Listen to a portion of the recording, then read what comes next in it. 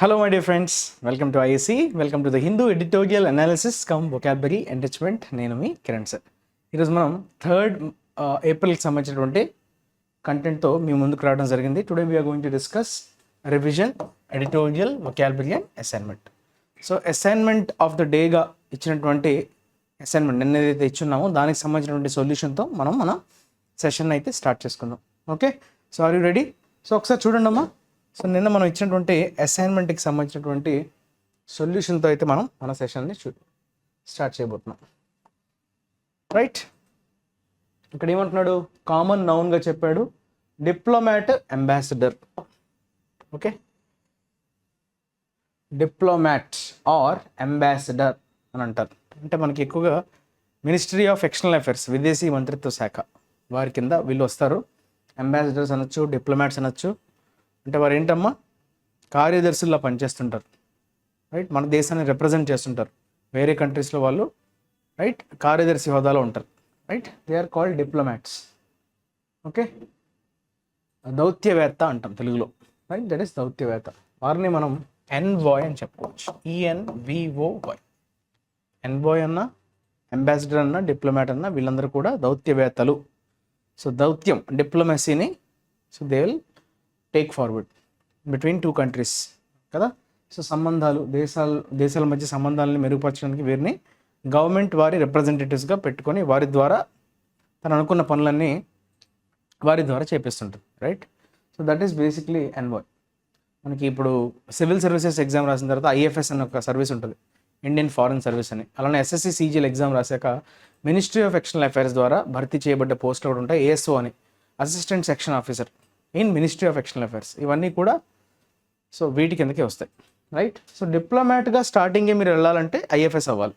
లేదు MEAలో మీరు ministry of external అఫైర్స్లో అడుగు పెట్టాక పదోన్నతులు పొంది మీరు ఆ స్థాయికి వెళ్ళొచ్చు. అది ఇట్ టేక్స్ టైం. రైట్, మరి ఇక్కడికి వచ్చి మన ఎర్రర్స్ విషయానికి వస్తే కనుక నిన్న ఇచ్చినటువంటి ప్యాసేజ్, ఒక పారాగ్రాఫ్ లాంటిది. So the election commission has asked the state owned NHI to go ahead. Go forward కాదు, ఇట్స్ గో అహెడ్ అంటే గ్రీన్ సిగ్నల్ ఇవ్వడం అని చెప్పడం. గో ఫార్వర్డ్ అంటే ముందుకెళ్ళడం కాదు. గో అహెడ్ అంటే కానివ్వండి. ఓకే, అంటే గ్రీన్ సిగ్నల్ ఇవ్వడం, that is go ahead with the calculation of new toll rates. Toll plaza దగ్గర వసూలు చేసేటువంటి rates on highways which kicks up అనాలా, కిక్స్ ఇన్ అనాలా? విచ్ కిక్స్ ఇన్, స్టార్ట్ అయ్యింది, మొదలైంది అని చెప్పడం. కిక్అప్ కాదు. కిక్స్ అప్ అన్నది నెగిటివ్ కాంటెక్స్లో వాడతాం. కిక్డ్ అప్ ఏ కాంట్రవర్సీ అంటాం. ఓకే, కిక్ ఇన్ అంటే కొంచెం పాజిటివ్గా ఏదైనా స్టార్ట్ అయిందని చెప్పేటప్పుడు ఇది బిగినే అది బిగినే, కానీ కిక్డ్ అప్ ఏ రో అంటాం, కిక్డ్ అప్ ఏ కాంట్రవర్సీ అంటాం. సో ఒక వివాదం చెలరేగింది, మొదలైంది అని చెప్పేటప్పుడు కిక్స్ అప్. కిక్స్ ఇన్ అన్నది ఇది కొత్త టోల్ రేట్స్ అనేవి మొదలయ్యాయి అని చెప్పేటప్పుడు kick in. From April 1st across most of the tolled highway stretches in the country, but said the new user fees should తర్వాత V1 రావాలి కదా. షుడ్ అప్లికబుల్ వచ్చిందంటే ఏంటి? షుడ్ బి, ఇక్కడ బి మిస్ అయింది, బి ఫామ్ మిస్ అయింది. Should be applicable only after the Lok Sabha election. Okay, these are the things that we have identified in this paragraph. Now let us move on to revision vocabulary. So నిన్న మనం నేర్చుకున్నటువంటి editorial కదా. So దానికి సంబంధించినటువంటి ఐలాండ్కి సంబంధించింది మనం నేర్చుకున్నాం కదా. అదేంటిది కచ్చుతావియా సంథింగ్. సో దట్ నేమ్, దానికి సంబంధించినటువంటి ఇండియా మనదని క్లెయిమ్ చేసుకోవాలని BJP prime minister Narendra Modi గారు దాన్ని తీసుకొచ్చారు కదా, ట్విట్టర్ వేదికగా ఆయన ఎక్స్ కదా. సో అక్కడ నుంచి వివాదం స్టార్ట్ అయింది అన్నట్టుగా మనం నేర్చుకున్నాం కదా. సో అది, సో రేకప్ అనేటువంటి ఫ్రేజల్ వర్బ్ నిన్న మనకి కనిపించింది కదా. రేకప్ ఏ కాంట్రవర్సీ అంటే దాన్ని మళ్ళీ ఆల్రెడీ సద్దుకు మణిగిపోయిన దాన్ని మళ్ళీ వివాదాన్ని మళ్ళీ బయటకు తీయడం అనే సెన్స్లో you use this phrasal verb. So rake up is a basically verb. So దాన్ని ఏంటమ్మా, దాన్ని మళ్ళీ తీసుకురావడం, రిమైండ్ చేయడం కదా. రిమైండ్ అని చెప్పచ్చా, REMIND. సో రిమైండ్ అనొచ్చు, రివైవ్ అనొచ్చు, రికలెక్ట్ అనొచ్చు. మళ్ళీ దాన్ని తీసుకొచ్చే ప్రయత్నం చేయడం. ఓకే, టు బ్రింగ్ అప్, మళ్ళీ బయటికి తీసుకురావడం అనే సెన్స్లో. తర్వాత బేరింగ్ అంటే కనెక్షన్ అమ్మ. దెర్ ఈజ్ నో బేరింగ్ అన్నాడు. నో బేరింగ్ అంటే no connection, there is no relevance. Connection అనొచ్చు, రెలవెన్స్ అనొచ్చు, ఇవన్నీ కూడా మనకి దగ్గరగా ఉండే నౌన్స్. రెలవెన్స్ అనొచ్చు, కనెక్షన్ అనొచ్చు, లేదంటే పర్టినెన్స్ అనొచ్చు, రిలేషన్ అనొచ్చు. రిలేషన్, రైట్, ఎటువంటి సంబంధం లేదు అని చెప్పడం. పర్టినెన్స్, ఇవన్నీ నౌన్సే, రైట్. ఒకేసారి మీకు అన్ని వర్డ్స్ మీ దగ్గరికి వచ్చి పడిపోతున్నాయి. Retrieval, retrieve, RETRIEV, retrieve is your verb, retrieval is your noun. Re అంటే ఏంటమ్మా? బ్యాక్, అగైన్ ఆర్ బ్యాక్ అనే మీనింగ్ వస్తుంది రిట్రైవల్. సో రిట్రైవల్ అనే వర్డ్లో మనకి రీ అనే ప్రిఫిక్స్ కనిపిస్తుంది, which is again or back. Retrieval అంటే మనం మళ్ళీ దాన్ని దక్కించుకోవడం, పోగొట్టుకున్న దాన్ని మళ్ళీ దక్కించుకోవడం అనే సెన్స్లో రిట్రైవల్ వాడతాం. తిరిగి దాన్ని రికవర్ చేసుకోవడం. చూడండి, ఎఫ్, రికవరీ, అది కూడా నౌనే కదా. Recover verb, recovery noun. Okay. Redemption అని చెప్పచ్చు, రీపొసెషన్ అని చెప్పచ్చు, మళ్ళీ దాన్ని తిరిగి దక్కించుకోవడం, రీపొసెషన్ కదా. ఇవన్నీ వర్డ్స్ కూడా దగ్గరగా ఉండే వర్డ్స్. రికవరీ కదా, రీపొసెషన్, రిడెంప్షన్. అట్లానే రీస్టోరేషన్ కూడా మీరు వాడుకోవచ్చు. Restoration, restore verb, restoration noun. Okay. తర్వాత కోడ్. కోడ్ ఏంటమ్మా? కోడ్ కాదు, అది cede, CEDE, cede. What is cede? అప్పగించేయడం. సీడ్ అంటే ఏంటంటే మనం దాన్ని అప్పజెప్పేయడం. సో ఆ పలానా ఐలాండ్ని మనం అప్పజెప్పేసామన్నట్టుగా, రైట్. ఇందిరాగాంధీ క్యాలస్ అనే పదం వచ్చింది, సీడ్ అని చెప్పుకున్నాం. సీడింగ్ అంటే మన భూభాగాన్ని వారికి మనం తృణప్రాయంగా ఇచ్చేసాము, రెలింక్విస్ట్. ఓకే, అలా ఇచ్చేసాం, రైట్, అప్పజెప్పేసాం మన సెన్స్లో, సీడ్. ఓకే, ఇది వర్బ్గా వాడతాం. సీడ్ అంటే రెలింక్విష్. ఓకే, అంటే మనం దాన్ని వదిలేసాం, వాళ్ళకి ఇచ్చేసాం, అబండన్, మాకు ఇంక అవసరం లేదు మీరు తీసేసుకోండి అని వారికి ఇచ్చేసినట్లుగా. That is called your relinquish. Okay, you can use the word concede, yield. Yield అనొచ్చు, కన్సీడ్ అనొచ్చు, ఈల్డ్, వైఈఎల్డ్, ఈల్డ్. ఇది వర్బ్గా వాడుతున్నాం, నౌన్గా కూడా వాడచ్చు. కన్సీడ్, CONCED అంటే వారికి సమర్పించేసుకున్నాము అని అర్థం. కన్సీడ్ అంటే అగ్రి అనే మీనింగ్ కూడా ఉంది. కన్సీడ్ అంటే సమర్పించుకోవడం అనే సెన్స్లో కూడా వాడతాం. ఓకే, సో అబండన్, ఈల్డ్, కన్సీడ్, ఇవి కూడా దగ్గరగా ఉండే పదాలు. తర్వాత ఐలెట్. ఐలెట్ అంటే small island. Small island is nothing but I'll. I'll అన్నా స్మాల్ ఐలాండ్ అన్నా సేమ్. ఓకే, స్మాల్ ఐలాండ్ అని చెప్పచ్చు. లేదంటే ఇంకొక వర్డ్ కూడా ఉంది, ఎటాల్ అని కూడా అంటాం అమ్మా. Atoll, ATOLL. Atoll is also small island ఉద్దేశించి మనం ఎటాల్ అని కూడా చెప్పచ్చు. సో ఐల్ అన్నా, ఐలెట్ అన్నా, so it is referring to a small island. తర్వాత క్యాలస్. క్యాలస్ అన్నది బేసిక్గా యాడ్జెక్టివ్. ఇన్సెన్సిటివ్ అనుకున్నాం కదా. క్యాలస్గా అంటే ప్రధానమంత్రి, అప్పటి ప్రధానమంత్రి ఇందిరాగాంధీ హయాంలో లేదంటే జవహర్లాల్ నెహ్రూ గారు క్యాలస్గా ఇచ్చేసారా లేదా అన్నదే ఇప్పుడు ప్రశ్న అన్నదిగా మనకి ఎట్టోజీలో మనం నేర్చుకున్నాం కదా. So callus is nothing but insensitive అంటాం. అంటే ఎక్కువగా ఫీలింగ్స్ లేకుండా ఉండడం.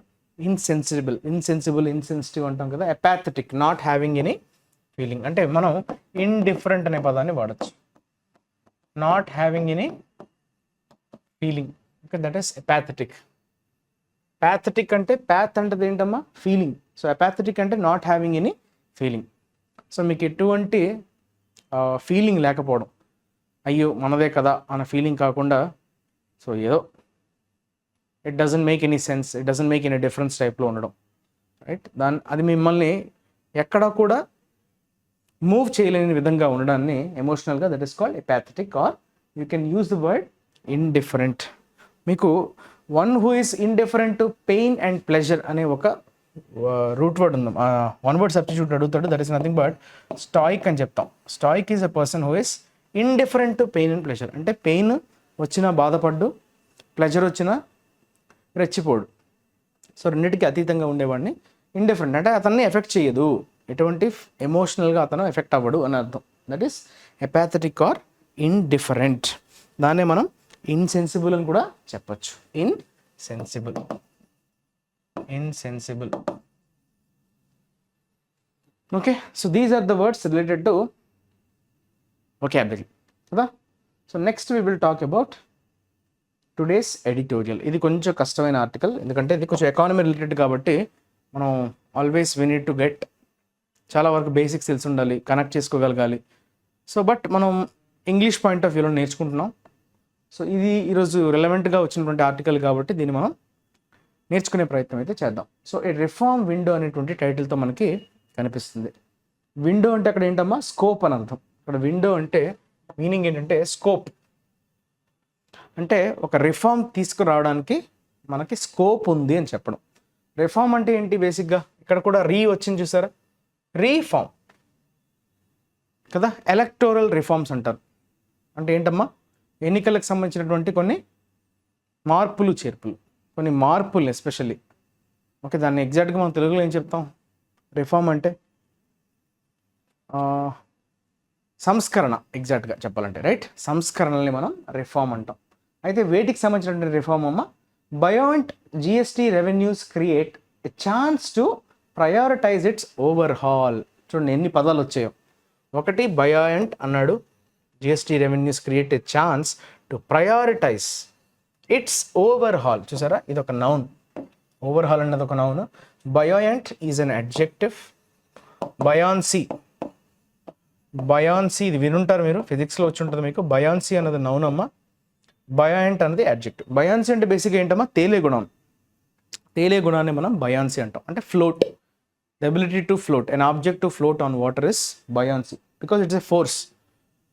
ఓకే, గ్రావిటేషన్ ఫోర్స్ ఉంటుంది మనకి ఒక బాడీ పైన, అలానే కింద నుంచి బయాన్సీ ఫోర్స్ కూడా యాక్ట్ చేస్తుంటుంది right. So when buoyancy force increases, gravity increase అయిపోతే ఏమవుతుంది, అది ఇమ్మర్స్ అయిపోతుంది. లేదు, గ్రావిటీని ఓవర్కమ్ చేసేటువంటి బయాన్సీ ఫోర్స్ ఎక్కువ అయిపోతే ఏమవుతుంది, అది తేలుతుంది body. So that is nothing but buoyancy కదా. సో అది మనం నేర్చుకున్నాం. ఇప్పుడు బయాండ్ జిఎస్టీ రెవెన్యూస్ అంటున్నాడు, అంటే జిఎస్టీకి సంబంధించినటువంటి రెవెన్యూస్ ఏవైతే ఉన్నాయో, మనకి ఏవైతే ఇన్కమ్ మనకి వచ్చేటువంటి రెవెన్యూ జనరేట్ అయిందో అది బయోయంట్ అంటున్నాడు. అంటే అర్థం ఏంటి, తేలడం అంటే అర్థం ఏంటి, వీఆర్ సేఫ్ అని అర్థం, మంచిది అని చెప్పడం. సంథింగ్ అంటే మునిగిపోవడం అంటే ఏంటి, మునిగిపోవడం నెగిటివ్ కాంటెక్స్ట్లో మనం వాడతాం. సో ఫ్లోటింగ్ అంటే వీఆర్ సేఫ్, బాగుంది అని చెప్పడానికి మనం బయోయంట్ అనే అడ్జెక్టివ్ని వాడుతున్నారు ఇక్కడ. సో ఆ రెవెన్యూస్, జిఎస్టీ రెవెన్యూస్ ఆశాజనకంగా ఉన్నాయి, బాగున్నాయి. సో అది ఎలా క్రియేట్ చేస్తుంది, it create a chance to prioritise its overhaul. అంటే ఇప్పుడు అంతా పరిస్థితి బాగుంది కాబట్టి ఇప్పుడే మనం ఏమైనా మార్పులు చేర్పులు తీసుకురావాలి. ఇప్పుడు ఓవర్హాల్ అన్నా రిఫార్మ్ అన్నా ఒకలాంటివే, ఈ రెండింటిని మనం సినోనిమ్గా తీసుకోవచ్చు. ఓకే, యాక్చువల్గా తెలుగులో మనం చెప్పాలంటే ఓవర్హాల్నే మనం ప్రక్షాళన అంటాం. ప్రక్షాళన అంటే అర్థం ఏంటమ్మా, సో ఎక్కడైనా ఏమైనా చిన్న చిన్న పొరపాట్లు ఉన్నా వాటిని ఐడెంటిఫై చేసి అక్కడ లోపాలని సరిదిద్దే ప్రయత్నం చేయడాన్ని మనం ఓవర్హాల్ అంటాం. ఒక సిస్టమ్ని ఓవర్హాల్ చేస్తున్నామంటే అందులో వచ్చే లీకేజెస్ని గమనించడం ఆర్ వాటిని గుర్తించిన తర్వాత అవసరమైనటువంటి మార్పులు చేర్పులు చేయడం. సో మరమ్మతులు అంటాం, లేదంటే ప్రక్షాళన అనే సెన్స్లో మనం ఓవర్హాల్ అనే పదాన్ని వాడతాం. సో రిఫార్మ్స్ కూడా అలాంటివే కదా. రిఫార్మ్స్ ఎందుకు తెస్తాం, డ్రాబ్యాక్స్ ఏమైనా ఉన్నా రైట్, ఒక సిస్టంలో కావచ్చు, ఒక మెషిన్లో కావచ్చు, ఒక వ్యవస్థలో కావచ్చు, ఆ మార్పుల్ని తీసుకొచ్చే ప్రయత్నం చేయడం, ఆ డ్రాబ్యాక్స్ని ఓవర్కమ్ చేయడానికి తీసుకొచ్చే రైట్ పద్ధతుల్ని మనం రిఫార్మ్స్ అంటాం right. So that is what now these GST revenues create a chance అంటాడు. ఆ ఛాన్స్ ఈజ్ నథింగ్ బట్ ఒక విండో, ఆపర్చునిటీ. ఈ ఛాన్స్ అంటే ఏంటమ్మా, ఆపర్చునిటీ ఇవ్వటం. ప్రయారిటైజ్ అంటే దానికి హయ్యెస్ట్ ప్రాధాన్యత ఇవ్వడం. ప్రయారిటైజ్ అంటే దానికి ప్రాధాన్యత ఇవ్వడం రైట్. దాన్ని కంప్లీట్గా ప్రక్షాళన చేయడానికి ప్రాధాన్యత ఇవ్వడానికి ఒక ఛాన్స్ అయితే ఇస్తుంది ప్రస్తుతానికి వచ్చేటువంటి జిఎస్టీ రెవెన్యూస్ అని చెప్తున్నాడు. ఇది ఒకసారి మనం ఆర్టికల్ని జాగ్రత్తగా చదివే ప్రయత్నం చేద్దాం. డేటా ఎలానో ఉంటుంది. ఎప్పుడు కూడా మీకు ఎకానమీ రిలేటెడ్ ఆర్టికల్ అంటే కొన్ని ఫిక్స్డ్ పదాలు కనిపిస్తూ ఉంటాయి. At the same time you will come across lot many data. So డేటాతో కూడినటువంటి ఇన్ఫర్మేషన్ అంతా మనకు ఉంటుంది కాబట్టి ఒకసారి దీన్ని చదివి అర్థం చేసుకునే ప్రయత్నం అయితే చేద్దాం. Please go through the article once. So I think it is visible now. You can take a screen shot are you can pause the video. The financial year 2023-24 appears to have ended on a high on the revenue front. Front అంటే revenue side అని, revenue angle అన్నట్టుగా right. రెండు fronts ఉంటాయి మనకి, expenditure ఉంటుంది, revenue ఉంటుంది. ఒక financial ఇయర్లో మనం చూసేది ఏంటి, ఖర్చు ఎంత, ఎక్స్పెండిచర్ ఎంత. ఖర్చు ఎంత, ఆదాయం ఎంత. సో ఆదాయం అనేది మన రెవెన్యూ కదా. సో రెవెన్యూ పరంగా చూసుకుంటే కనుక 2023-24 ఫినాన్షియల్ ఇయర్ అయిపోయింది కదా, మార్చ్తో ముగిసింది కదా.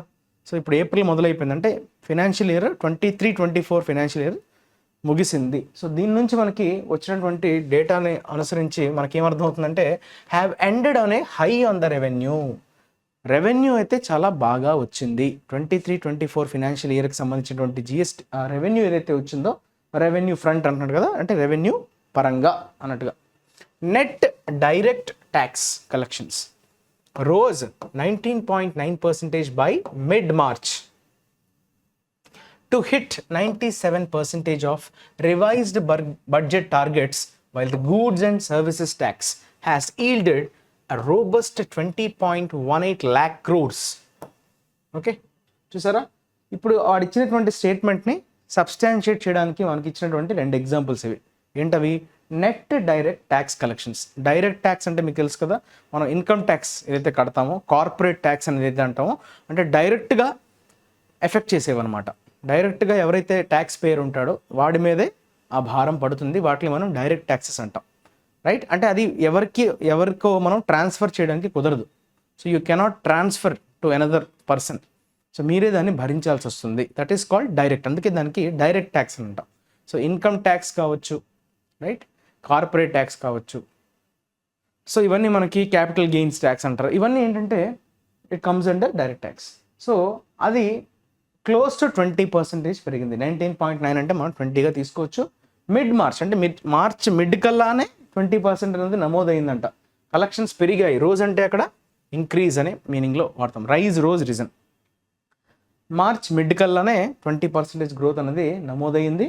To hit 97% of revised budget targets. Budget targets ఏవైతే వాళ్ళు పెట్టుకున్నారో దీనికి సంబంధించి మనకి గ్రోత్ ఎంత ఉండాలన్న దాన్ని, సో ఆల్రెడీ 97% అచీవ్ చేసింది మిడ్-మార్చ్ కల్లానే, రైట్? మళ్ళీ గూడ్స్ అండ్ సర్వీసెస్ ట్యాక్స్ అంటున్నాడు. ఎందుకు? Because it is an indirect tax. So ఇప్పుడు వరకు మాట్లాడింది మనం డైరెక్ట్ ట్యాక్స్ గురించి. So goods and services tax is your indirect tax. So which has yielded అంటే ఎంత, ఈల్డెడ్ అంటే ఏంటమ్మా? ఎంత రాబట్టింది. So what is how much it has generated అంటే రోబస్ట్ అంటే పవర్ఫుల్ అని, సంథింగ్ స్ట్రాంగ్, పవర్ఫుల్ అనే సెన్స్లో మనం రోబస్ట్ అనే అడ్జెక్టివ్ని వాడతాం. సో విచ్ ఈస్ పాజిటివ్ కాంటెక్స్లో వాడతాం రోబస్ట్ అని, right? Something strong. 20.18 lakh crores, 20,18,000 కోట్లు. చూసారా? అంత రాబట్టింది. దట్ ఈస్ ద ఈల్డ్ అనమాట. ఈల్డ్ అంటే మనం ఏమంటాం? రాబడి అంటాం కదా. రాబడినే మనం ఈల్డెడ్గా చెప్పొచ్చు. కాకపోతే ఈల్డెడ్ అనే వర్బ్ని మనం సరెండర్ అనే సెన్స్లో కూడా వాడతాం. ఎవరికైనా సరెండర్ అయిపోవడం అనే సెన్స్లో కూడా. ఇందాక మనకి మ్యాచ్ ద ఫాలోయింగ్ రివిజన్ చేసుకున్నప్పుడు కూడా మనకు వచ్చింది కదా, ఈల్డ్ అంటే సరెండర్ అన్నట్టుగా. సో అది ఇక్కడ మాత్రం ప్రొడ్యూస్డ్ అనే సెన్స్లో మనం వాడుతున్నాం. 20,18,000 crores. Gross GST revenues in March for transaction undertaken in February crossed 1,78,000 crore, the second highest tally since the rollout of the indirect tax 6.5 years ago. ఇప్పటి వరకు మనం చూసుకుంటే జిఎస్టీ మొదలై 6.5 సంవత్సరాలు గడిచింది. సో ఈ 6.5 సంవత్సరాల కాలంలో అయితే మొన్న ఫిబ్రవరిలో వచ్చినటువంటి ట్రాన్సాక్షన్ అయితే రికార్డ్ అయ్యిందో, okay, gross GST revenues in మార్చ్లో నమోదైందంటే అర్థం ఏంటి? ఫిబ్రవరిలో జరిగినటువంటి ట్రాన్సాక్షన్స్ మనకి మార్చ్లో తెలుస్తాయి కదా. సో ఫిబ్రవరిలో జరిగినటువంటి ట్రాన్సాక్షన్స్ యొక్క రికార్డు మార్చ్లో చూసినప్పుడు కనుక 1.78 lakh crores అది మించిపోయింది. ఓకే, సో అది ఇప్పుడు వరకు ఈ 6.5 yearsలో మనకి జిఎస్టీ ప్రవేశపెట్టినటువంటి 6.5 yearsలో ఇది హైయెస్ట్ అనమాట. 2017 కదా, 2017 ఈజ్ వెన్ జూలైలో మనకి ఇంట్రడ్యూస్ చేయడం జరిగింది జిఎస్టీని కదా. సో సెకండ్ హైయెస్ట్ టాలీ అంటే అక్కడ ఏంటమ్మా? నంబర్. టాలీ అంటే ఆ ఫిగర్ అనమాట. ఓకే, నంబర్ని, ఫిగర్ని మనం టాలీ అంటాం. సో ఈ 1.78 lakh crores ఇప్పటి వరకు అయితే ఎప్పుడు నమోదు కాలేదు. ఇది సెకండ్ హైయెస్ట్ అని చెప్తున్నాడు. The only month when collection stood higher was in April 2023 aided by year end compliances. Okay, the only month అంటే సెకండ్ హైయెస్ట్ అని ఏదైతే చెప్పాడో మొన్న ఫిబ్రవరిలో రికార్డ్ అయినటువంటి ట్రాన్సాక్షన్స్, సో దానికంటే ముందు ది బెస్ట్ ఏది? The only month when collection stood higher was April 2023, April 2023లో ఇట్ స్టూడ్ హయ్యర్ అనమాట. The only month when collection stood higher. So ఆ మంత్లోనే మనకి హోల్ ఇప్పటి వరకు 6.5 yearsలో హైయెస్ట్గా నిలవడం జరిగింది. Aided by year end compliances. Compliances అంటే మీనింగ్ ఏంటమ్మా? కంప్లై అవ్వడం అంటే అన్నిట్లో సరిగ్గా అన్ని సవ్యంగా ఉండడం. That is called compliance. Comply verb, compliance noun. Okay, so there is a good chance the same compliance effects will lift this month's tally past 2 lakh crores, marking a fresh high. So ఇలానే చూసుకుంటే ఇంకా chance ఉంది. Good chance అంటే probability. Okay, so ఎక్కువ chance ఉంది. Good chance అంటే ఎక్కువ అవకాశం ఉంది అని చెప్తున్నాడు. The same compliance effects will lift this month's Tally.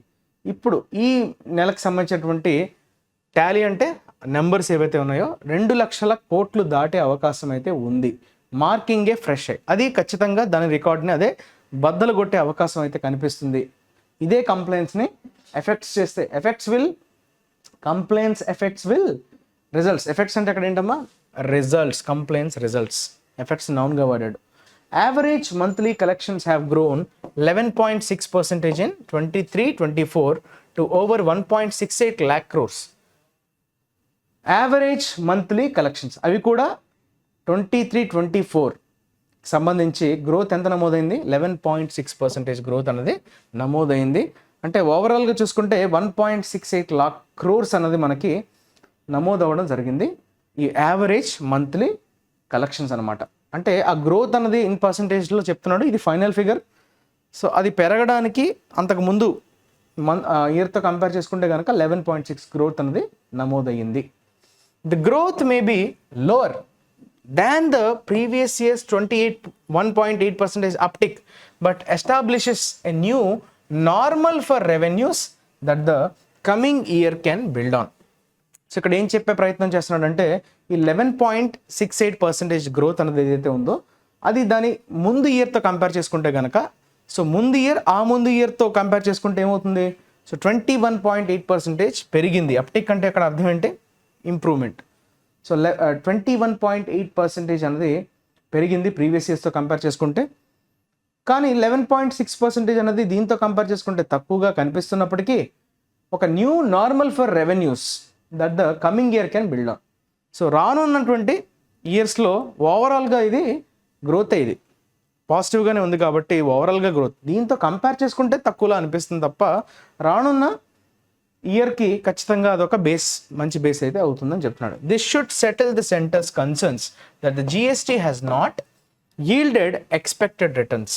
So ఖచ్చితంగా సెంటర్ అనుకున్నటువంటి కొన్ని కన్సర్న్స్ ఏవైతే రైజ్ చేసిందో దీంతో ఇది కంప్లీట్గా సెటిల్ చేసేస్తుంది. దిస్ షుడ్ సెటిల్ అంటే should feel very relaxed. So centre కొంచెం రిలాక్స్ అవ్వచ్చు. దానికి ఏదైతే కన్సర్న్స్ ఉండిందో జిఎస్టీ ఇంకా మనం ఎక్స్పెక్ట్ చేసినటువంటి రిజల్ట్స్ రాలేదు అని ఏదైతే సెంటర్ అనుకుందో, సో ఇక్కడ ఇచ్చినటువంటి ఈ డేటాని మనం చూసుకుంటే కనుక this should settle the centre's concerns అంటాడు. సో ఇంకా సెంటర్ రిలాక్స్ అవ్వచ్చు. Central GST collections in 23-24 have overshot revised estimates presented in the interim budget, and the finance ministry may have to revise its 24-25 targets when it presents the full budget, as those now can be achieved even if growth slips below 10%. So ఇక్కడ ఏమంటాడంటే central GST collections మనకి CGST అని SGST అని రెండు ఉంటాయి. Okay, GST first మీకు అర్థం కావాల్సింది ఏంటంటే జిఎస్టీని ఎక్కడ క్యాలిక్యులేట్ చేస్తారు? కన్జంప్షన్ మీద, ప్రొడక్షన్ మీద. So it is calculated on consumption side. So consumption మీదనే మనకి జిఎస్టీ అనేది ఇంపోజ్ చేస్తారు. ఫర్ ఎగ్జాంపుల్ ఒక స్టేట్ ఉంది, ఒక ఎక్స్ స్టేట్ కర్ణాటక తీసుకుందాం. కర్ణాటకలో ఒక గూడ్స్ ప్రొడ్యూస్ అయింది అనుకోండి, అది ఆంధ్రప్రదేశ్లో కానీ తెలంగాణలో కానీ దాని కన్జంప్షన్ జరిగింది అనుకోండి, అప్పుడు ట్యాక్స్ బెనిఫిట్స్ ఎవరికి వస్తాయి? జిఎస్టీ ఎవరి మీద ఇంపోజ్ చేస్తారంటే అది ఆంధ్ర, తెలంగాణ ఎక్కడైతే అది కన్జ్యూమ్ చేయబడుతుందో, రైట్? అలానే జిఎస్టీ ఎక్స్పోర్ట్స్ ఇంపోర్ట్స్ విషయానికి వస్తే ఇంపోర్ట్స్ మీద పడతాయా, ఎక్స్పోర్ట్స్ మీద పడతాయా అంటే ఏం చెప్తారు? సో ఇంపోర్ట్స్ మీద జిఎస్టీ అనేది లెవీ అవుతుంది. ఎక్స్పోర్ట్స్ మీద లెవీ చేయగలమా? కన్జంప్షన్ వేరే దేశంలోకి వెళ్ళిపోయింది అనుకోండి, ఎక్స్పోర్ట్ అంటే you're exporting to other nations. So అక్కడ మనం ట్యాక్స్ ఇంపోజ్ చేయలేం కాబట్టి you can't impose GST on exports. Only you can levy tax on imports. Okay, so అక్కడ ఏమంటున్నాడంటే కలెక్షన్స్ సెంట్రల్ జిఎస్టీ మనకు రెండు ఉన్నాయి, సిజిఎస్టీ అని, ఎస్జిఎస్టీ అని, రైట్, ఐజిఎస్టీ అని.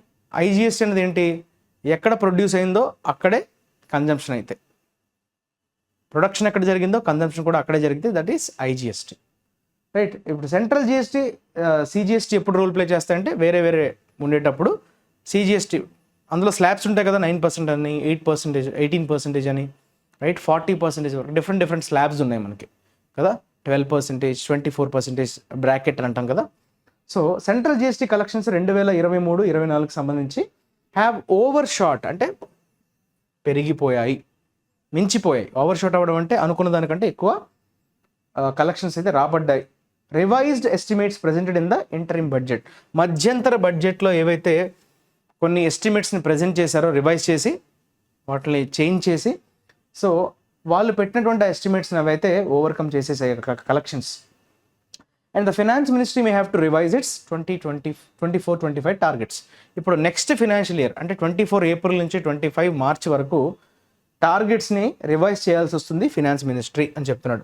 When it presents the full budget as those can now be achieved even if growth slips below 10%. So growth ఒకవేళ ఒక 10% పడిపోయినా కూడా టార్గెట్స్ని అచీవ్ చేసే విధంగా ఫుల్ బడ్జెట్ని ప్రవేశపెట్టేటప్పుడు ఆ ఎస్టిమేటెడ్ టార్గెట్స్ని అయితే రివైజ్ చేయాల్సి వస్తుంది, మే హ్యావ్ టు రివైజ్ చేయాల్సి వస్తుంది ఫినాన్స్ మినిస్ట్రీ అని చెప్తున్నాడు, right. This is about your first paragraph. Next coming to the second one. Okay, ఇక్కడ ఏమంటున్నాడు, so some of the increase in collections May well stem from tax demands raised for past years and titling the screws on known evasion routes such as fake invoices and fraudulent input tax credits. ఇది కొంచెం టెక్నికల్గా ఉందమ్మా, ఈ sentence కొంచెం technical, ఎందుకంటే input tax credits అనే పదం వాడాడు, ఫేక్ ఇన్వాయిసెస్, బిల్స్ అని అంటాం కదా, ఇవేషన్ రూట్స్. ఇవేషన్ అంటే బేసిక్గా అర్థం ఏంటంటే ఎగవేత అంటాం. ఇవేడ్ అనే వర్బ్కి ఇవేషన్ అనేది నౌన్. సో ఇవేషన్ రూట్స్ అంటే ఏంటమ్మా, సో పన్నుని ఎగవేయటం, ఎగవేసే మార్గాలు, evasion roots. Some of the increase in collections, అయితే ఈ కలెక్షన్స్ ఏవైతే ఇంక్రీజ్ అయ్యాయో, ఓకే, అవి ఎక్కడి నుంచి ఆరిజిన్ అయ్యాయి, మే వెల్ స్టెమ్ ఫ్రమ్ అంటే ఎక్కడి నుంచి పుట్టుకొచ్చాయి, ఆ కలెక్షన్స్ ఎక్కడి నుంచి ఆరిజిన్ అయ్యాయి అన్నది చూసుకుంటే కనుక from tax demands raised for past years. Tax demands ఏవైతే పెరిగాయో వాటి వల్ల ఈ ట్యాక్స్ కలెక్షన్స్ అనేవి పెరగడం జరిగింది. And titling the screws on known evasion roots. So ఒక్కసారిగా టైటనింగ్ ది స్క్రూ అంటే ఏంటి, టైటనింగ్ ది స్క్రూ అంటే మరింత క్లిష్టతరం చేయడం, ఓకే, దేని మీదైనా నిఘా ఉంచడం, లేదంటే వారి మీద స్ట్రింజెంట్ యాక్షన్స్ తీసుకోవడం. ఎటువంటి వారి మీద, ఈ ఎవరైతే ఈ ఫేక్ ఇన్వాయిసెస్ లాంటి పన్ను ఎగవేత మార్గాలను ఎంచుకుంటున్నారో, ఫేక్ ఇన్వాయిసెస్ సబ్మిట్ చేయడం కావచ్చు, fraudulent input tax credits. So ఇది మీకు అర్థం కావాలి. ఫ్రాడ్యులెంట్ అంటే ఏంటమ్మా, ఫ్రాడ్ మార్గంలో వెళ్ళడం. సో ఈ రెండు కూడా ఫేక్ ఇన్వాయిసెస్ కావచ్చు, ఫ్రాడ్యులెంట్ ఇన్పుట్ ట్యాక్స్ క్రెడిట్స్ కావచ్చు, వీటి ద్వారా పన్ను ఎగవేత చేయడానికి మార్గాలు అనమాట అవి, రైట్. మీరు ఏదైతే గవర్నమెంట్కి సబ్మిట్ చేయాల్సి ఉంటుందో, మనీ కట్టాల్సి ఉంటుందో, సో వాటిని తప్పించుకోవడానికి, మొత్తంగా కాకుండా so some part of the రెవెన్యూని మీరు తగ్గించుకోవడానికి ఈ మార్గాలను అయితే అన్వేషిస్తుంటారు. సో వాటిని బాగా టైటన్ చేశారు ఈసారి. చేయడం వల్ల ఏమవుతుంది, రెవెన్యూ బాగా పెరుగుతుంది కదా, సో దానివల్లనే ఇంక్రీజ్ అయింది. సో ఇన్పుట్ ట్యాక్స్ క్రెడిట్స్ అంటే ఏంటంటే బేసిక్గా ఒక కంపెనీ ఒక అవుట్పుట్ని ఇచ్చేటప్పుడు, so that will utilize some services. So మిగతా కంపెనీస్కి సంబంధించినటువంటి కొన్ని రా మెటీరియల్స్ తీసుకోవడం కావచ్చు, వాటి సర్వీసెస్ని ఇచ్చే లోపు అవి ఇంకొన్ని సర్వీసెస్ని అయితే ఉపయోగించుకోవాల్సి వస్తుంది.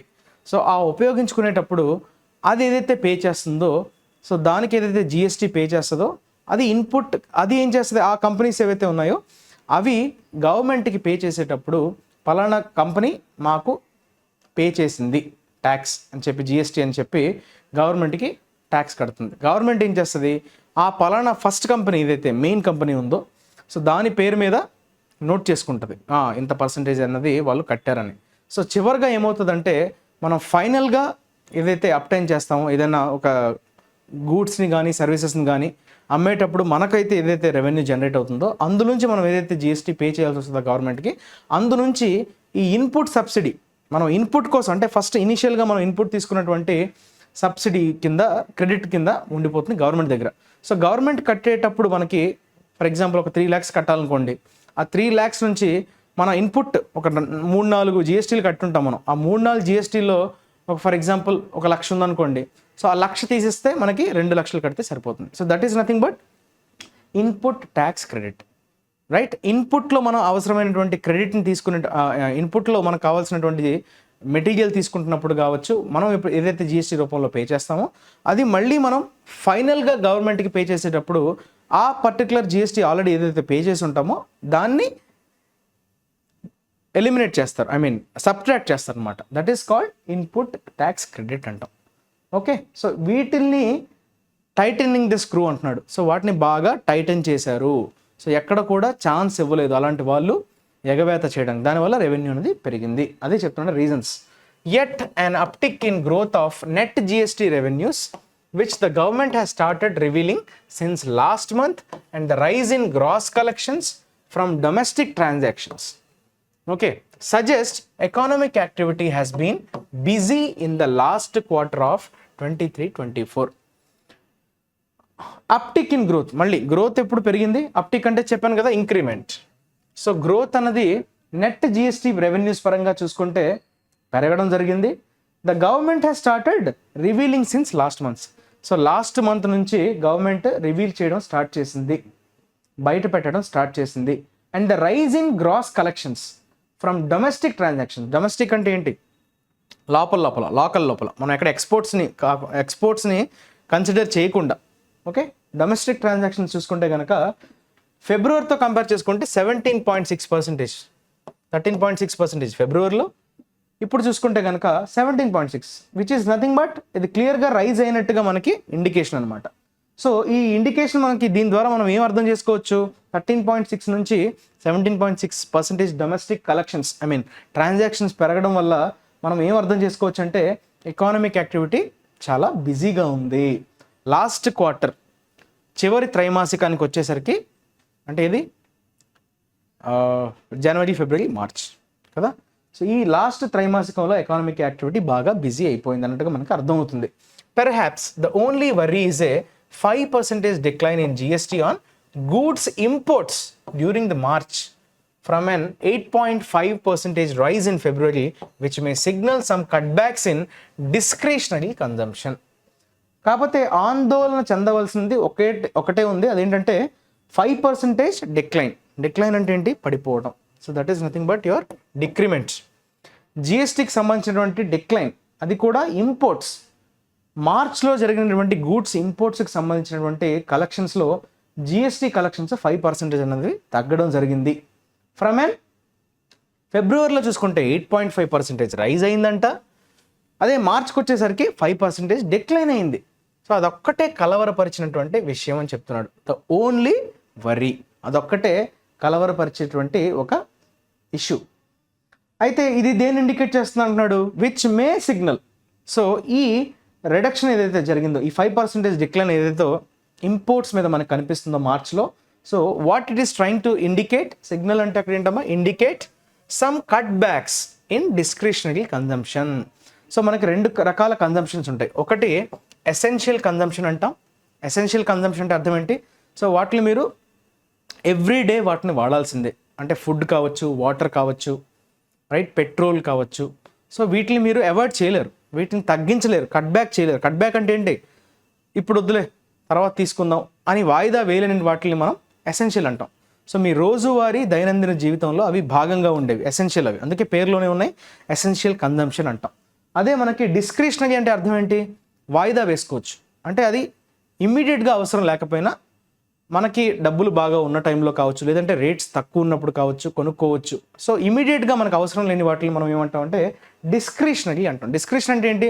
మనకి సౌలభ్యంగా ఉండే టైంలో మనకి నచ్చినప్పుడు మనం తీసుకోవడం. డిస్క్రిషన్ ఈజ్ నథింగ్ బట్ మన విచక్షణ, right. There is no compulsion, right. అది లేకపోతే మనం బతకలేము, అది లేకపోతే జీవితం ఆగిపోతుంది అన్నట్టుగా లేని వాటిని మనం డిస్క్రిషనరీ కన్జంప్షన్ అంటాం. సో ఇంపోర్ట్స్ ఎక్కడైతే జిఎస్టీలో మనకి 5% డిక్లైన్ కనిపించిందో ఫిబ్రవరితో కంపేర్ చేసుకుంటే, సో అది దేన్ని సూచించిందమ్మా? ఈ డిస్క్రిషనరీ కన్జంప్షన్ని కొంతవరకు కట్ బ్యాక్ చేశారు కన్జ్యూమర్స్ అన్నది మనకి క్లారిటీ అయితే వచ్చింది. Yet the overall GST trajectory should give the next government comfort to focus on much needed reforms to the tax. అయినప్పటికీ ఎట్ స్టిల్ అంటాం కదా, స్టిల్ అన్న ఎట్ అన్నా ఒకటే, ఓవరాల్ జిఎస్టీ ట్రాజెక్టరీ, ఈ ఓవరాల్గా ఈ జిఎస్టీ పాత్ర మనం చూసుకుంటే కనుక ఇది ఏమి ఇన్ఫర్మేషన్ ఇస్తుంది, should give the next government, అంటే రాబోయే గవర్నమెంట్, ఇప్పుడు ఎలక్షన్స్ అయిపోతున్నాయి, సో కొత్త ప్రభుత్వం ఏర్పడబోతుంది, సో ఆ కొత్త ప్రభుత్వానికి కొంత కంఫర్ట్ ఇవ్వగలగాలి, రైట్? కంఫర్ట్ దేని మీద కంఫర్ట్ ఇవ్వాలమ్మా? To focus on much needed reforms. ఎప్పటి నుంచో కావాలి అనుకున్నటువంటి కొన్ని సంస్కరణలు ఈ ట్యాక్స్కి సంబంధించి, జిఎస్టీకి సంబంధించినటువంటి రిఫార్మ్స్ని తీసుకునేటువంటి కంఫర్ట్ని అయితే ఆ ప్రభుత్వానికి ఇవ్వాల్సి వస్తుంది అన్నట్టుగా చెప్తున్నాడు. దిస్ మస్ట్ ఇన్క్లూడ్, అయితే అందులో ఆ రిఫార్మ్స్లో ఏవి ఇంక్లూడ్ చేయాలి? Retrieving the plan to rationalise its multiple rates from deep freeze, expanding it to excluded items such as electricity and petroleum products, and reducing high levies on key products such as cement and insurance. Okay, so ఏవేవైతే much needed రిఫార్మ్స్గా చెప్పాడో రాబోయే ప్రభుత్వం, అంటే elections తర్వాత రాబోయే ప్రభుత్వం ఏదైతే reforms తీసుకురావాలని చెప్తున్నామో మనం, సో అందులో ఉండవలసినవి ఏంటి? దిస్ మస్ట్ ఇన్క్లూడ్ అంటున్నాడు. ఏవేవి వేటిని మనం ఇంక్లూడ్ చేయాలమ్మా? రిట్రైవింగ్ ద ప్లాన్. రిట్రైవింగ్ అంటే ఏంటి? మళ్ళీ చెప్పుకున్నాం. రిట్రైవ్ అంటే ఏంటి? తిరిగి మళ్ళీ దాన్ని ఎస్టాబ్లిష్ చేసుకోవడం, తిరిగి మళ్ళీ దాన్ని మనం రీప్రొసెస్ చేసుకోవడం, ఓకే, రీస్టోర్ చేసుకోవడం అనే సెన్స్లో రిట్రైవ్ వాడతాం. ద ప్లాన్ టు రేషనలైజ్ అన్నాడు. రేషనలైజ్ అంటే ఏంటమ్మా? క్రమబద్ధీకరించడం. దేనైనా రేషనలైజ్ చేయడం అంటే ఏంటంటే ఎక్కడెక్కడైతే లోటుపాట్లు ఉన్నాయో వాటిని గుర్తించి సో సిస్టమ్ని ఎఫిషియెంట్గా తయారు చేయడం, that is called rationalize. So ఒక సిస్టమ్ నడుస్తుంది, ఆ నడుస్తున్నప్పుడు మనకు కొన్ని లోపాలు బయటపడతాయి. అరే ఇక్కడ కొన్ని ప్లగ్స్ ఉన్నాయి, కొన్ని హోల్స్ ఉన్నాయి, ఐ మీన్ లూప్ హోల్స్ ఉన్నాయి, or plugs to be filled. So అటువంటి వాటిని మనం గుర్తించి ఓవర్హాల్ అని చెప్పాం కదా, ఓవర్హాల్ అన్నా రేషనలైజ్ అన్నా ఒకటే. సో మీరు దానిలో మార్పులు చేర్పులు చేసే ప్రయత్నం చేయడం, so that to make the system more efficient. In order to make the system more efficient, if you are able to do something, if you are adding some kind of reforms, that is nothing but your rationalization. అయితే దేనికి సంబంధించిన rationalization ఇది? Multiple rates. మనకు చెప్పుకున్నాం కదా, చాలా slabs ఉంటాయని, 12% అని, 5% జిఎస్టీ అని, 18% అని, 40% వరకు డిఫరెంట్ ప్రోడక్ట్స్ మీద, డిఫరెంట్ సర్వీసెస్ మీద డిఫరెంట్ స్లాబ్స్ అయితే ఉన్నాయి. ఓకే, ఫ్రమ్ డీప్ ఫ్రీజ్ అంటే అలాగా ఉండిపోయి, డీప్ ఫ్రీజ్ అయిపోయి అంటే అర్థం ఏంటి? ఒక కదలిక లేకుండా ఎప్పటి నుంచో ఒక ఫ్రీజ్ అనేది వచ్చేసింది. సో మనం ఇప్పుడు ఏం చేయాలి? Expanding it to excluded items. So కొన్నిటికైతే ఎక్స్పాండ్ చేయాలి. ఈ జిఎస్టీ పరిధిలో లేని ఐటమ్స్ ఏవైతే ఉన్నాయో వాటికైతే ఎక్స్క్లూడ్ చేయబడ్డ ఐటమ్స్. ఎక్స్క్లూడెడ్ ఐటమ్స్ అంటే ఏంటి? జిఎస్టీ పరిధిలో లేని ఐటమ్స్ని మనం వాటికి ఈ జిఎస్టీ యాంబిట్ అనేది ఎక్స్పాండ్ చేయాలని చెప్తున్నాడు. అంటే ఇవన్నీ సజెస్ట్ చేస్తున్నటువంటి రిఫార్మ్స్ అనమాట. ఇలా చేస్తే బాగుంటుందని చెప్పడం. ఎలక్ట్రిసిటీ అండ్ పెట్రోలియం ప్రొడక్ట్స్, ఇవి జిఎస్టీ పరిధిలో లేనివి కదా. And reducing high levies. Levies అంటే ట్యాక్సెస్ అనమాట. లెవీ అన్న ట్యాక్స్ అన్న same. So already high levies ఉన్నవి అంటే ఎక్కువ స్లాబ్లో ఉన్నటువంటి ప్రొడక్ట్స్ ఏవైతే ఉన్నాయో, కీ ప్రొడక్ట్స్ అంటే ఇంపార్టెంట్ ప్రొడక్ట్స్, ఎస్పెషల్లీ మనకి సిమెంట్ మీద, ఇన్సూరెన్స్ మీద చాలా ఎక్కువగా స్లాబ్ నడుస్తుంది. సో దాన్ని కొంచెం రెడ్యూస్ చేసే ప్రయత్నం చేయాలి. అలానే జిఎస్టీ యాంబిట్లో లేని ఐటమ్స్ ఏవైతే ఉన్నాయో, లైక్ ఎలక్ట్రిసిటీ కావచ్చు, పెట్రోలియం ప్రొడక్ట్స్ కావచ్చు, సో వాటి మీద జిఎస్టీని మనం ఎక్స్పాండ్ చేయాలి. మల్టిపుల్ రేట్స్ని కూడా తగ్గించాలి. Rationalize its multiple rates from deep freeze. ఎప్పటి నుంచో కొనసాగుతున్నటువంటి మల్టిపుల్ స్లాబ్స్ని కూడా మనం రేషనలైజ్ చేయాలి అని చెప్తున్నాడు. The GST compensation cess now being used to repay the COVID-19 pandemic era borrowings made to recompense states raked in 1.44 lakh crore last year and is likely possible to wind it down earlier than the extended March 2026 deadline. Okay, GST compensation cess అనేది ఒకటి introduce చేయడం జరిగింది. అది ఎందుకు వాడుతున్నారమ్మా? Why it is being used? It is being used to repay the COVID-19 pandemic era. COVID-19 టైంలో మనం ఏవైతే అప్పులు చేస్తున్నామో సో వాటిని రీపే చేయడానికి ఈ జిఎస్టీ కాంపన్సేషన్ సెస్ అనేది ఇంట్రడ్యూస్ చేయడం జరిగింది, రైట్. అలానే స్టేట్స్కి కూడా రీకంపెన్సేట్ చేయడానికి సో ఒకటి కోవిడ్ పాండమిక్ టైంలో జరిగినటువంటి అప్పులు ఏవైతే చేశామో వాటిల్ని రీపే చేయడానికి దీన్ని వాడడం జరిగింది. ఈ కాంపన్సేషన్ సెస్ ఏదైతే ఉందో, ఓకే, అంటే స్టేట్స్కి రీకంపన్సేట్ చేయడానికి ఆ బారోయింగ్స్ అనేది తీసుకోవడం జరిగింది. ఆ అప్పులు దేనికి చేయాల్సి వచ్చింది? స్టేట్స్కి ఇవ్వడానికి. సో దాన్ని ఇప్పుడు రీపే చేయడానికి దీన్ని వాడుతున్నారు. రేక్డ్ ఇన్ 1.44 lakh crores. రేక్డ్ ఇన్ అంటే ఏంటమ్మా? అప్టైన్. ఎంత దీనివల్ల జనరేట్ అయింది?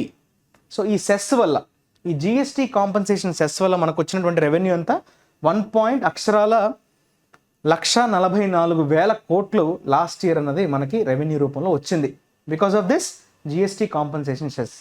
And it is likely possible to wind it down earlier.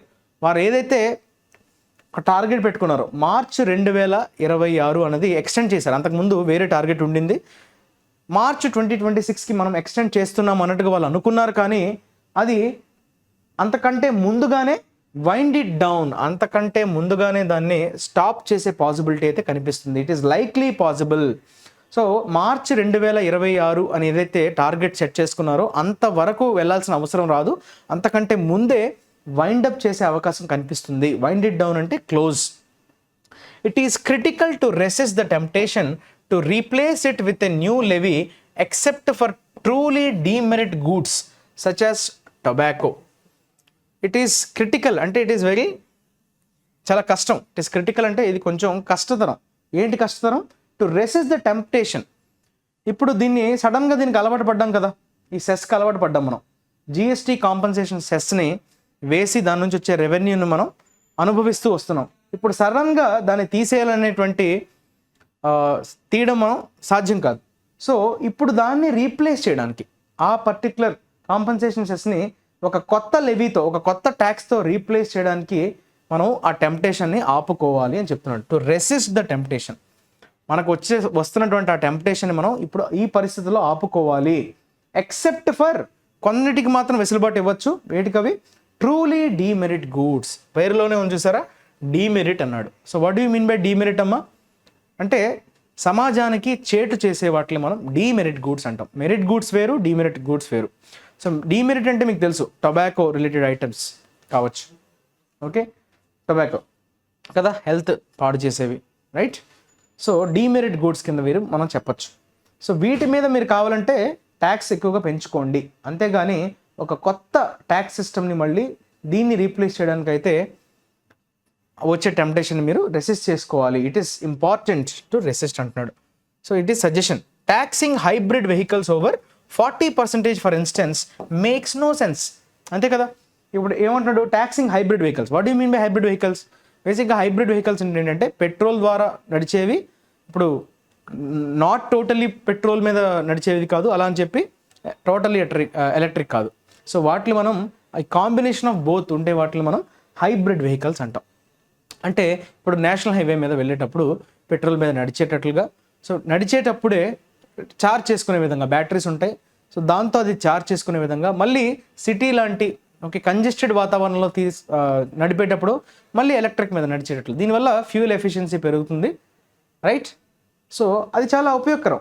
So అటువంటి వెహికల్స్ మీద ఓవర్గా 40% కంటే ఎక్కువ ఛార్జ్ చేయడం వెనకాతల అసలు that doesn't make any sense, makes no sense అంటున్నాడు. సో అటువంటివి మీరు ఎంకరేజ్ చేయాలి. అప్పుడే కదా ఇన్వెస్టర్స్ వచ్చి వాటిలో ఇన్వెస్ట్ చేస్తారు, ఇన్వెస్ట్మెంట్స్ పెరుగుతాయి. కానీ మీరు 40% వరకు వేస్తే ట్యాక్స్, ఇంకెవరు ఇంట్రెస్ట్ చూపిస్తారు అందులో ఇన్వెస్ట్ చేయడానికి? సో అదే వాడు చెప్తున్నాడు, హైబ్రిడ్ వెహికల్స్ మీద 40%కి పైగా ట్యాక్స్ విధించడం అన్నది అసలు అది ఎలాంటి చర్య? అది మేక్స్ నో సెన్స్ అంటున్నాడు. కంప్లీట్గా ఇన్సెన్సిబుల్ అని చెప్తున్నాడు, right? Either for India's green goals or boosting consumption and spurring private investments.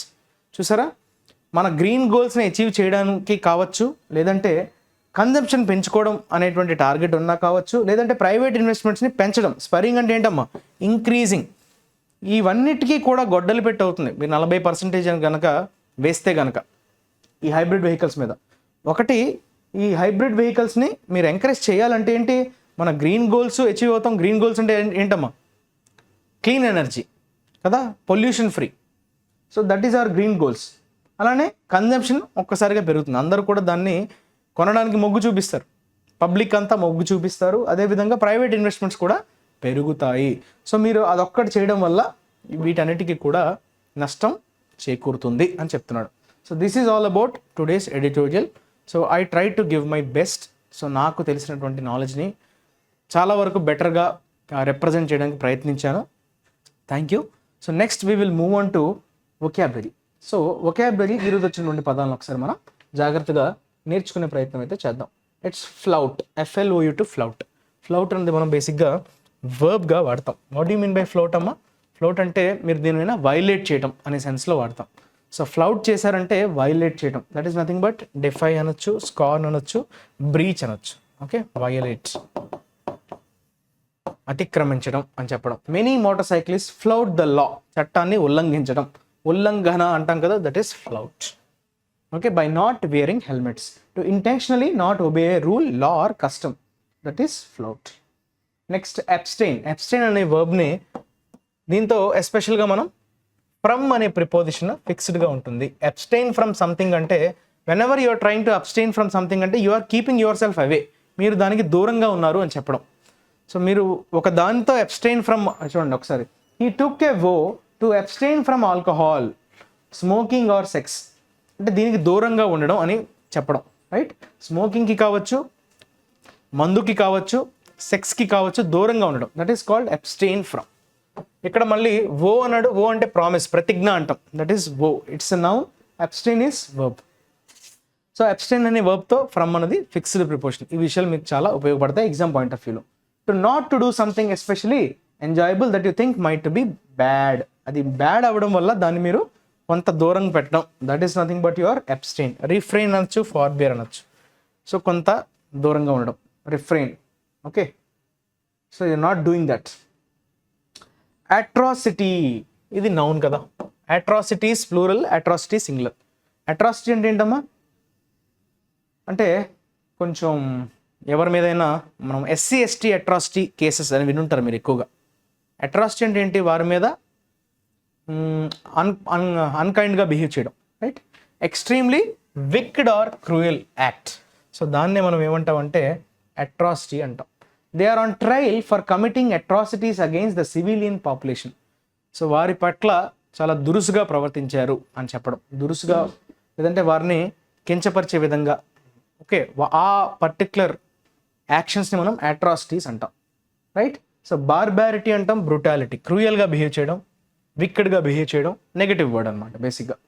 So బార్బారిటీ అంటే ఏంటమ్మా? అన్సివిలైజ్డ్, సివిలైజ్డ్గా కాకుండా అన్సివిలైజ్డ్గా బిహేవ్ చేయడం. బ్రూటాలిటీ అంటే క్రూయల్నెస్, క్రూరంగా బిహేవ్ చేయడం. సో ఇవి మనకి సినోనిమ్స్గా మనం చెప్పుకోవచ్చు. తర్వాత మసాకర్, ఇందులో మాస్ అని చూసారా? మాస్, మాస్ అంటే it's group of people, that is mass. Massacre అంటే ఏంటమ్మా? సో గ్రూప్ కిల్లింగ్ని మనం మెసాకర్ అంటాం, ఊచకోత అంటాం తెలుగులో. మారణ హోమం, ఊచకోత అనే సెన్స్లో we use massacre, which is nothing but slaughter, blood bath, carnage, genocide. ఇది వినుంటారు. జెనోసైడ్ అనేది ఏంటమ్మా? Killing of an entire race, ఒక రేస్ మొత్తాన్ని, ఒక జాతి మొత్తాన్ని అంతం చేయడం. కాకపోతే ఒక చిన్న డిఫరెన్స్ ఉంది మెసాకర్కి, జెనోసైడ్కి. ఇవి దగ్గరగా ఉండే పదాలు, ఎగ్జాక్ట్గా రీప్లేస్ చేసే పదాలు అయితే కాదు. జెనోసైడ్లో మనకి ఒక వర్గాన్ని టార్గెట్ చేస్తాం, ఒక జాతిని టార్గెట్ చేస్తాం. మెసాకర్లో ఒక గుంపుని, రైట్, అక్కడ జాతులు ఏముండవు, జెండర్ ఏముండదు. రైట్, అక్కడ గుమిగూడినటువంటి కొంత ప్రజలు, వాళ్ళు పెద్దవాళ్ళ, చిన్నవాళ్ళ, ఒక పర్టికులర్ జాతికి చెందిన వాళ్ళ అన్నది ఇంపార్టెంట్ కాదు మెసాకర్లో. కాకపోతే జెనోసైడ్లో ఏంటంటే ఒక గ్రూప్ని, ఒక రేస్ని టార్గెట్ చేస్తాం, that is the difference. Okay, అక్కడ కూడా మాస్ కిల్లింగ్ జరుగుతుంది, ఇక్కడ కూడా మాస్ కిల్లింగ్ జరుగుతుంది, but here geno is race. Okay, that is the difference. So an act of killing lot of people. He ordered the massacre of 2000 women and children. మీకు జలియావాలా బాగ్ massacre 1919లో జరిగినటువంటి ఒక సంఘటన గుర్తు రావాలి. మెసాకర్ అనే పదం వినగానే జలియావాలా బాగ్ మెసాకర్ అన్నది మీకు జనరల్ ఓ డయర్, సో అతను అప్పుడు జనరల్గా ఉండేవాడు, వైస్రాయ్గా సంథింగ్. సో అతని ఆధ్వర్యంలో జరిగింది. సో అది ఒక చీకటి రోజుగా అభివర్ణిస్తారు. చాలామంది చనిపోయారు, ప్రాణాలు కోల్పోయారు. ఇప్పటికీ ఉంది జలియావాలా బాగ్, మీరు పంజాబ్ వెళ్తే చూడొచ్చు. ఓకే, బాగ్ అంటే గార్డెన్ బేసిక్గా, జలియావాలా బాగ్. తర్వాత ఎన్ఫోర్స్ ఇది కూడా రిపీట్ అయింది చూసారా, ఇంతకుముందు మీరు ఎవరైతే ఫాలో అవుతుంటారో వాళ్ళు ఈజీగా దీన్ని ఆన్సర్ చేయొచ్చు. Enforcement, enforcement is your noun, enforce is your verb. Enforce చేయడం అంటే దాన్ని ఎగ్జిక్యూట్ చేయడం, అమలు పరచడం అనే సెన్స్లో వాడతాం. అప్లై అనొచ్చు, ఎగ్జిక్యూట్ అనొచ్చు, ఫుల్ఫిల్ అనొచ్చు. So it's not always easy for the police to enforce speed limits. So speed లిమిట్స్ని నిర్దేశించగలగడం లేదంటే వాటిని ఎగ్జిక్యూట్ చేయడం, ఫుల్ఫిల్ చేయడం అనేది అంత సులువైంది ఏమీ కాదు. అంటే పీపుల్ చేత ఒక చట్టాన్ని ఒబే చేయించడం అనేది అంత సులువైనది ఏమీ కాదు. To make a particular situation happen or be accepted, దాన్ని అందరూ కూడా పాటించే విధంగా, ఒబే చేసే విధంగా చేయడం, దట్ ఈస్ ఎన్ఫోర్స్. ఒక చట్టం ఎస్పెషల్గా మనం ఎన్ఫోర్స్ అన్నవి రూల్స్ కావచ్చు, చట్టాలని కావచ్చు, ఇంప్లిమెంట్ చేయడం అనే సెన్స్లో వాడతాం. తర్వాత బ్రింక్ అన్నది నౌన్ అమ్మ. బ్రింక్ అంటే ఏంటంటే ఎడ్జ్ అని. వెర్జ్ అంటాం కదా, వెర్జ్ అంటారు, వెర్జ్ అన్నా కూడా సేమ్, వెర్జ్ అన్న ఎడ్జ్ అనే సెన్స్లో వాడతాం. సో ఎడ్జ్ అనొచ్చు, మార్జిన్ అనొచ్చు, పెరిఫెరీ అనొచ్చు, వర్జ్ అనొచ్చు. Scientist are on the brink of a major new discovery, అంటే ఆల్మోస్ట్ దే రీచ్డ్, ఇంకా చేరిపోయారు, ఇంకా సాధించేసేసారు, కొంచెమే మిగిలింది అని చెప్పేటప్పుడు you will reach brink. Okay, brink of downfall అంటారు. అంటే ఒక డైనాసిటీ బ్రింక్ ఆఫ్ డౌన్ఫాల్లో ఉందంటే అర్థం ఏంటి, ఇంకా అబౌట్ టు కొలాప్స్. బ్రింక్ అంటే ఇంకా ఆల్మోస్ట్ అయిపోయిందనే సెన్స్లో వాడతాం. So the point where a new or different situation is about to begin. So ఇంకా జరగబోతుంది, అది పడిపోవడం కావచ్చు, రైజ్ అవ్వడం కావచ్చు, ఏదైనా కావచ్చు. సో ఇంకా కొంతసేపట్లోనే మొదలు కాబోతుంది అని చెప్పే సెన్స్లో మనం బ్రింక్ అనే పదాన్ని వాడతాం. Right, edge. తర్వాత లెవరేజ్, ఇది మనం చాలాసార్లు డిస్కస్ చేసాం. రైట్, ఇక్కడ 2 యూసేజ్లు ఉన్నాయి చూడండి. 2 యూసేజ్ని బేస్ చేసుకుని మనం లెవరేజ్ని మనం వర్బ్గా వాడచ్చు, నౌన్గా వాడచ్చు. లెవరేజ్ అంటే యాక్చువల్గా ఒకటి మ్యాక్సిమం అడ్వాంటేజ్ తీసుకోవడం, ఒక సిచ్యువేషన్లో మనకున్నటువంటి మ్యాక్సిమం అడ్వాంటేజ్ని ఉపయోగించుకోవడం అని చెప్పే సెన్స్లో మనం లెవరేజ్ అనే పదాన్ని వాడతాం. 2, ఇక్కడ చూడండి, if the United Nations had more troops in the area it would have greater leverage, అంటే గ్రేటర్ అడ్వాంటేజ్ అనే సెన్స్లో వాడతాం. Okay, we can gain a market advantage by leveraging our network of partners. Okay, utilising them. Okay, leveraging అంటే వారిని maximum, ఆప్టిమల్గా వారిని వాడుకోగలగడం. Optimum utilisation is leveraging. Okay, so that is your leverage. Power to influence, ఇది కూడా చూడండి, power to influence people and get the results you want.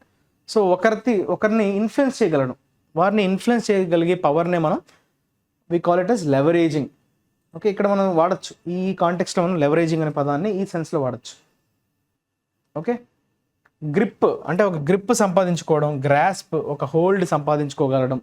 Okay, greater hold, ఇక్కడ hold కానీ గ్రిప్ అని వాడచ్చా? చూడండి, గ్రేటర్ గ్రిప్. సో ఎక్కువ గ్రిప్ని మనం సాధించగలము, ఎక్కువ మంది బలగాల్ని మనం ఆ ఏరియాలో మనం కానీ పెట్టగలిగినట్లయితే కనుక సో మనకి ఖచ్చితంగా ఒక మంచి పట్టు అనేది లభిస్తుంది. పట్టు, గ్రాస్ప్, హోల్డ్. రైట్, తర్వాత power to influence people and get the results you want. This is all about your leverage. Next cease fire, ఇది కూడా కొన్ని చాలాసార్లు డిస్కస్ చేసిన పదాలు. సీజ్ ఫైర్ ఈజ్ బేసిక్వల్లీ, సీజ్ అంటే స్టాప్ అమ్మ, ఫైర్ అంటే ఏంటి, వైలెన్స్. సో కాల్పుల విరమణ అని అంటాం తెలుగులో. సో సీజ్ ఫైర్, ఫైర్ అన్నది వైలెన్స్, సీజ్ అంటే స్టాప్. రైట్, ట్రూజ్ అనొచ్చు, ఆర్మిస్టైజ్ అనొచ్చు, పీస్ అనొచ్చు. Declare a cease fire, an agreement usually between two armies to stop fighting in order to allow discussions about peace. శాంతిని నెలకొల్పడానికి ఆల్రెడీ జరుగుతున్న వారిని అప్పటికప్పుడే ఆపేసి ఇంకా we try to establish some peace. Okay, peace కోసం మనం డిస్కషన్స్ ఏవైతే మొదలు పెడతామో అప్పుడు ఆ సందర్భాన్ని మనం సీజ్ ఫైర్ అని అంటాం. సో ఎవరైనా సీజ్ ఫైర్ని డిక్లేర్ చేశారంటే we're ready for talks, let's stop this violence అని చెప్పడం, కాల్పులు ఇంకా విరమిస్తున్నాం అని చెప్పడం. So this is like truce అనొచ్చు, ఆర్మిస్టైజ్, పీస్, శాంతి నెలకొల్ప చేయడం. Right, this is all about today's. Right, okay అబ్బాయి, now let us look at this assignment of the day. Assignment of the డేని ఒకసారి చూద్దాం. ఇది అసైన్మెంట్ సొల్యూషన్ కదా, ఇది assignment of the day. Right, ఇది అందరూ కూడా ఖచ్చితంగా ఆన్సర్ చేసి తీరాలి. రైట్. మీ రెస్పాన్స్ అనేది నాకు చాలా important because it keeps me going. నేను కంటెంట్ని ప్రిపేర్ చేసి మీ ముందు తీసుకురావాలంటే కొంత ఎఫర్ట్స్ పెడతాను. సో ఆ ఎఫర్ట్స్కి తగ్గట్టుగా మీ రెస్పాన్స్ లేకపోయినప్పుడు ఖచ్చితంగా it will disappoint me and will discourage me. So make sure you participate more, you ask questions, you show your support. So ఇవన్నీ చేస్తూ ఉంటే నేను ఇంకా డబుల్ ఎనర్జీతో మీకు మరింత బెటర్గా ఇంకేమైనా ఇవ్వచ్చు, చేయొచ్చు అన్న దానికోసం ఖచ్చితంగా కృషి చేస్తూనే ఉంటాను. So please look at this assignment here. It is 7-lettered word. So adjective అంటున్నాడమ్మా, పాజిటివ్ కాంటెక్స్లో వాడే యాడ్జెక్టివ్గా చెప్తున్నాడు, వాడు ఇచ్చినటువంటి క్లూస్. అలానే ఎమర్జింగ్, స్ప్రౌటింగ్. ఎమర్జింగ్ అంటే ఏంటి? అప్పుడప్పుడే ఎదుగుతున్నా, జస్ట్ అంటే ఇంకా ఏ స్టేజ్లో ఉండడం, చాలా చిన్న స్టేజ్లో ఉండడం, ఇంకా ఎమర్జ్ అవ్వడం అనే సెన్స్లో. స్ప్రౌటింగ్ అంటే ఏంటి? స్ప్రౌట్స్ ఎప్పుడు వస్తాయి? మొలకలు ఎత్తుతుండడం. జర్మినేటింగ్ అంటాం కదా, జర్మినేటింగ్ అన్నా కూడా సేమ్. జర్మినేటింగ్ అంటే ఏంటి? అప్పుడప్పుడే మొలకలు వస్తున్నాయి. నా పొలంలో మొలకలు వచ్చాయి అంటే చూసారా సిద్ధార్థ?